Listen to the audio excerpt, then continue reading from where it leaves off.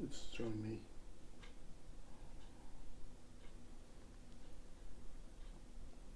Did it reverse?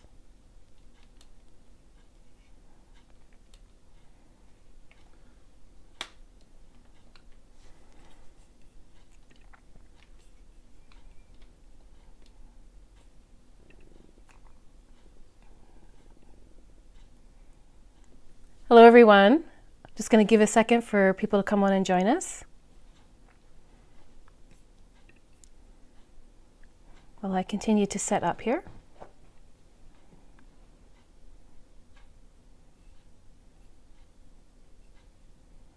Okay. So welcome to Live from the Dolce Vita Cafe, the January 17th edition. Hopefully the sound is better this time. I have a microphone on. I'll try not to bump it while I'm talking. But I seem to have solved my sound issues. So it's not the most expensive microphone in the world, so hopefully it is okay. So I wanted to check in with you and maybe make a little camera adjustment here.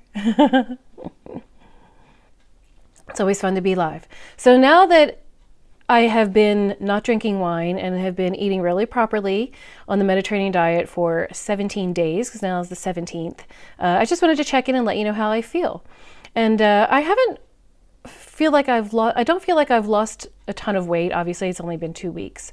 But I feel really good, and it's kind of that time of the month, so I'm feeling a little bloated. But I did notice today, I just bought this necklace a little while ago, and when I first got it, it has a kind of a short chain on it, and it was really tight, and I'm noticing that it fits much more properly now. So that's something to be excited about. It means my neck got a little smaller. It means everywhere has gotten a little smaller.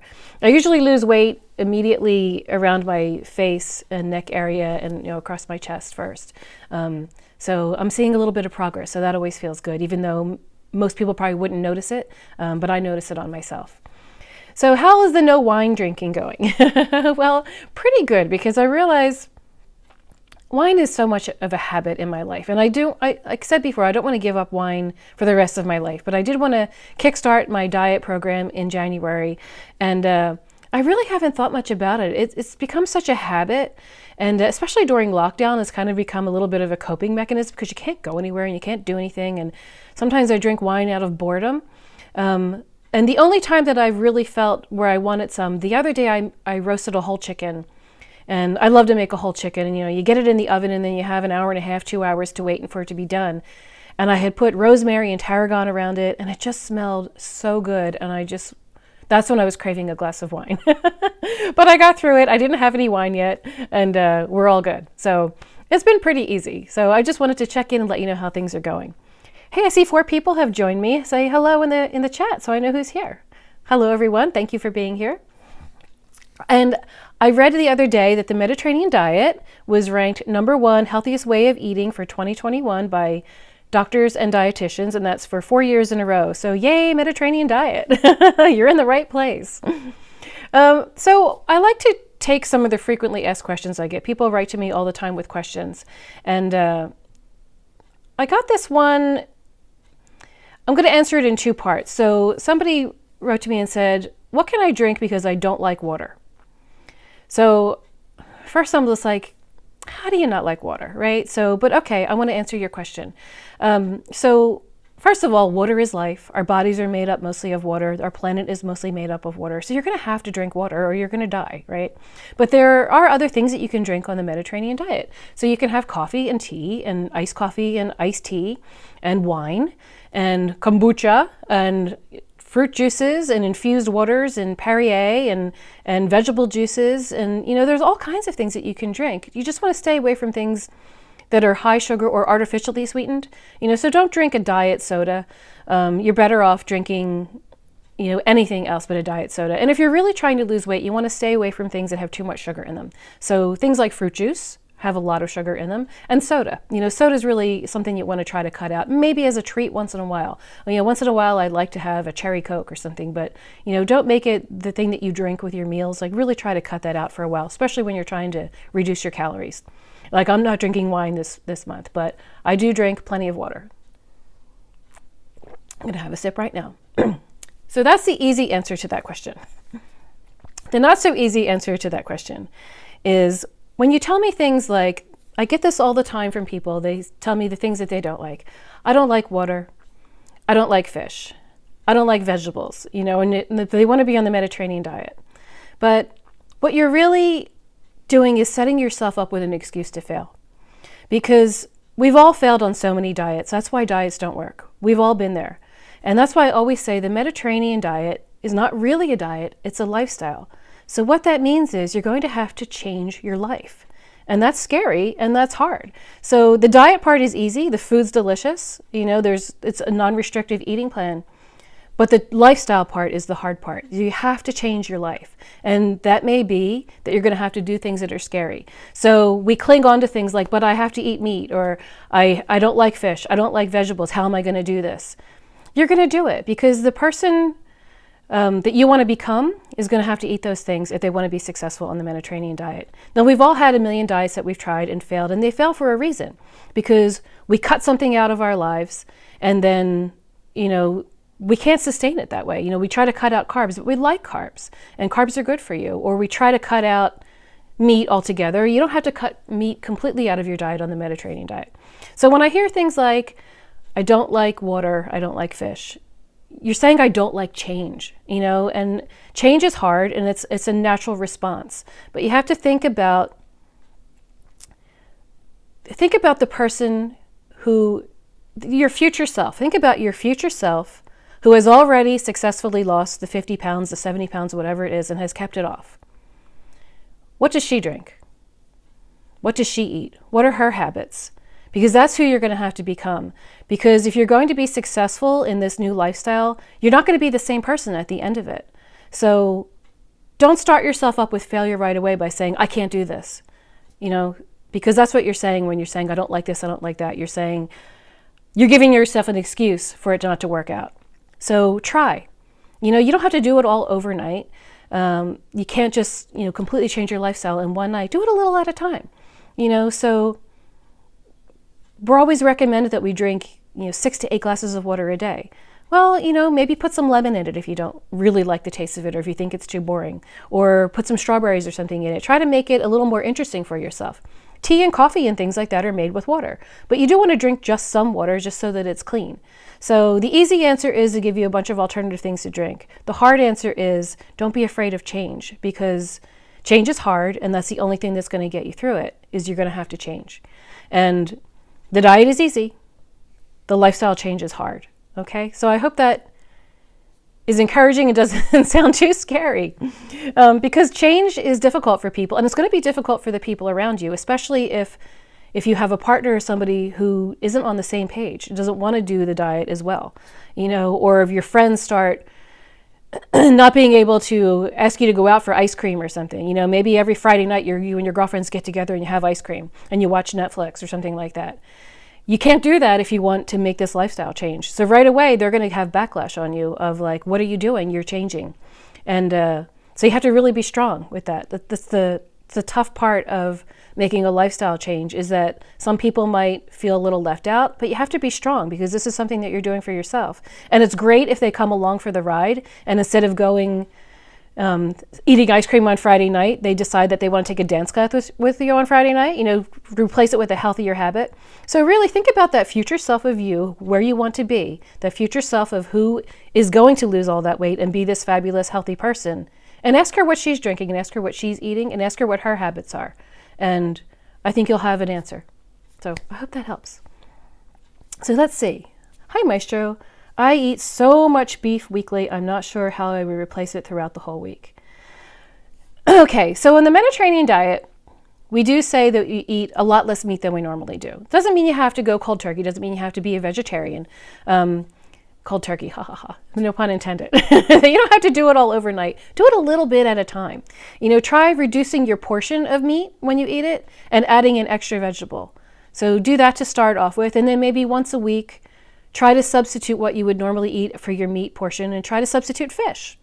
Or try to make a vegetarian meal one night. Try like meatless Mondays. Instead of having steak or pork or turkey or whatever you would have, just try to replace it with a meatless meal and see how you feel. do it a little bit at a time. And then if you like that, maybe you can do it twice a week and then, build on from there. So I think it's the hardest thing for people to get used to, especially in the United States. We eat so much meat and we base all of our meals around meat. I remember growing up, my mom always made nutritious meals every night, but they were always based around meat. So if I would say, "What's for dinner tonight, Mom?" and she'd say pork chops. She didn't say pork chops and potatoes and vegetables and a salad. It was always the meat that got the reference. That's how we're so used to eating. So just do it a little at a time and, to make it a habit and find things that you like to eat, and you'll find substitutes that you like, and you'll see naturally you'll start eating less and less meat. So I hope that helps. Thank you for your question. Oh, and I do have some really great meatless kind of meat substitute recipes. Like one that's really popular it's on this channel and it's also on my blog. I made a portobello mushroom stew. It was really a beefless bourguignon. It's so delicious. Portobello mushrooms are a great substitute for meat. So if you're really used to eating beef and you want something that feels hearty and can really kind of give you that kind of flavor and handle the same kind of flavors of gravies and things like that, portobello mushrooms are a great idea. So as soon as I'm done here, I'll put a link down below to my beefless bourguignon recipe. I think you'll really enjoy it. So thank you again for your question. Let's see, what else did I have planned today? I had someone ask me for some ideas for plant-based proteins. So if they do want to substitute meat, what would be a good protein source? And there are a lot of them. And we eat a lot of protein in the United States, probably more than we really have to. So let me take a sip. I remember a long time ago I was a vegetarian. I'm not a strict vegetarian anymore. But when I first went vegetarian, everybody said to me, "You're not going to get enough protein."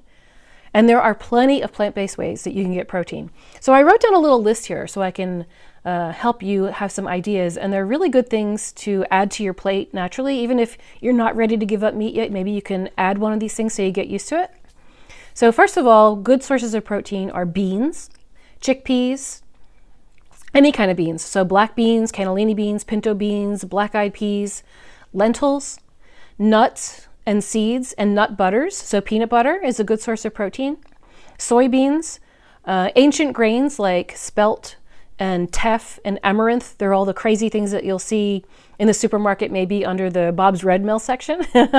You can find them online if you can't find them. They're all super delicious and an interesting way to mix up your dinners. Things like farro and barley.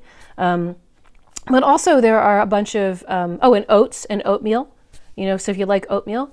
But there are also vegetables that have a lot of protein. So things like peas,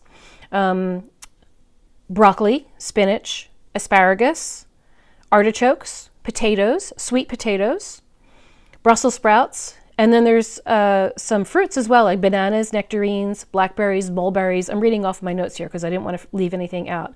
And also things like spirulina, if you like to add the green powder, the algae, to smoothies or things like that, that's also a source of protein. And of course, eggs are also a source of protein. So whether or not you eat eggs are a good one. So if you're going to cut out meat, make sure that you use some of these things in place of that. So you do make sure that you're getting your protein. Okay, does anybody else have any more questions? Let's see what else I have here for you today.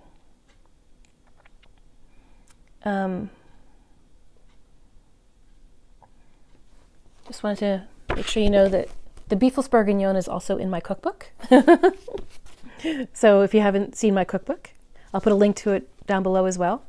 I saw a quote today that I wanted to share with you, and this goes back to the part of making the lifestyle change. I don't remember who this quote is by, so I'm paraphrasing it. But it's everything you've ever wanted is on the other side of fear. So think about that.